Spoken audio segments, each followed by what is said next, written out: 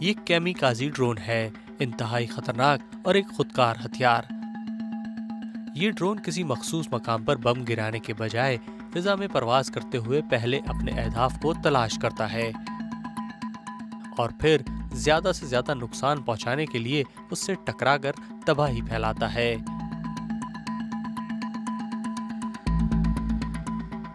خودکار ہتھیاروں کی تیزی سے بڑھتی پیداوار ایک تشویش کا سبب بن رہی ہے۔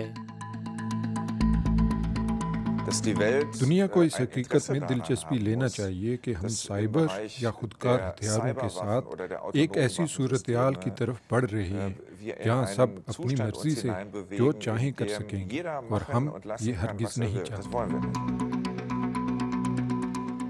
اس طرح کے مصنوعی ذہانت پر مبنی ہتھیار مستقبل کی جنگوں میں استعمال ہوں گے۔ آرٹیفیشل انٹیلیجنس یا مصنوعی ذہانت رکھنے والے ہتھیاروں کی دوڑ میں عالمی طاقتیں ایک دوسرے پر برتری حاصل کرنے کی کوششوں میں لگی ہوئی ہیں۔ ہم ابھی درمیان میں ہیں، ہمیں اس کا سامنا کرنا پڑے گا۔ گزشتہ سال آرمینیا اور آذربائیجان کے مابین نگورنو قرباخ کے متنازع خطے میں ہونے والی جنگ میں یہ ہتھیار استعمال کیے گئے تھے۔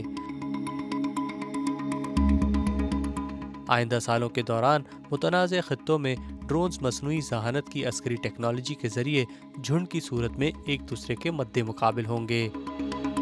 ماہرین کو خدشہ ہے کہ آرٹیفیشل انٹیلیجنس کے ساتھ لڑی جانے والی جنگیں انسان کے قابو سے باہر بھی ہو سکتی ہیں۔ کئی دہائیاں پہلے ہم نے جوہری ہتھیاروں کے معاملے سے بھی اسی طرح نمٹا تھا۔ ہمیں نئی ٹیکنالوجی کے ہتھیاروں کے حوالے سے بین الاقوامی معاہدے طے کرنا ہوں گے۔ آرٹیفیشل انٹیلیجنس ٹیکنالوجی کے ذریعے فوجیں زیادہ شاطر اور مؤثر بن جائیں گی، لیکن اگر ہتھیار سازی کی اس دوڑ کو لگام نہیں دیا گیا تو یہ دنیا میں عدم استحکام کا سبب بن سکتی ہے۔